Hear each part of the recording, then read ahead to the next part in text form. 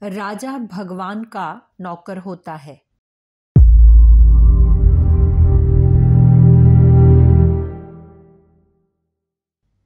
समर्थ गुरु रामदास के विषय में दो एक चमत्कार जैसी घटनाएं प्रसिद्ध हैं। वे चाहे पूर्ण सत्य ना भी हों तो भी बहुत शिक्षाजनक हैं। शिवाजी महाराज जब सामानगढ़ का किला बनवा रहे थे तो एक दिन वहां के निर्माण कार्य का निरीक्षण करते हुए उनके मन में यह भावना उत्पन्न हुई कि मेरे द्वारा इन सैकड़ों मजदूरों और कारीगरों का निर्वाह हो रहा है। संयोगवश उसी समय समर्थ गुरु वहां आ गए। वे अपने अनुभव द्वारा शिवाजी के मनोभाव को समझ गए।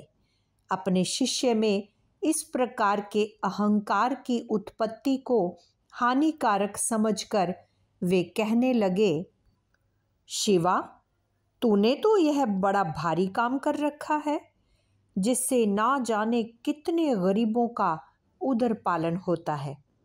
शिवाजी ने उनके आंतरिक आशय को ना समझा और कह दिया, महाराज, यह सब आपकी ही कृपा का फल है।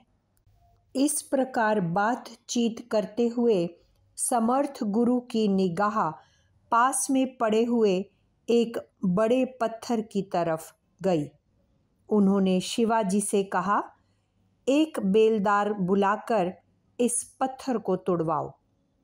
जब पत्थर के ऊपर भारी हथौड़े की कई चोटें लगीं तो उसके दो टुकड़े हो गए।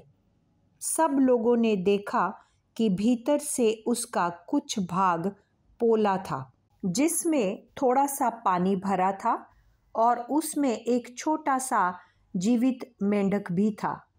यह देखकर सब कोई आश्चर्य करने लगे, परंतु समर्थ गुरु ने कहा, शिवा, तुम्हारा प्रभाव तो बहुत बढ़ा चढ़ा है, जो इस पत्थर के भीतर भी एक जीव का पालन कर रहे हो। शिवाजी ने उत्तर दिया, इसमें मेरा क्या है? समर्थ गुरु ने किंचित व्यंग के साथ कहा, क्यों नहीं? जिस प्रकार तुम इतने मजदूरों का पालन कर रहे हो, उसी प्रकार इस मेंढक के पालनकर्ता भी तुम ही तो हो। शिवाजी अपने अहंकार की भूल को समझ गए और अत्यंत विनीत भाव से कहने लगे, महाराज, मेरे अपराध को क्षमा करें। मुझ तुच्छ से कुछ नहीं हो सकता। समर्थ गुरु ने कहा, क्षमा तो पहले हो चुका, पर तुमको सदा यह याद रखना चाहिए कि तुम उस बड़े सरकार के बड़े नौकर हो। तुम्हारे हाथ से वही दूसरों को दिलाता है।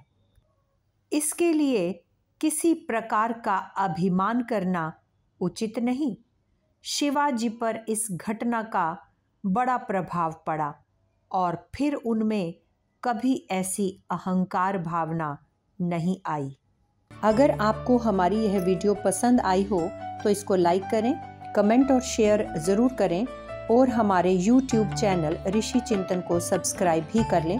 साथ ही बेल आइकन को भी दबाएं ताकि आपको आने वाली वीडियोस की नोटिफिकेशंस मिलती रहें। धन्यवाद।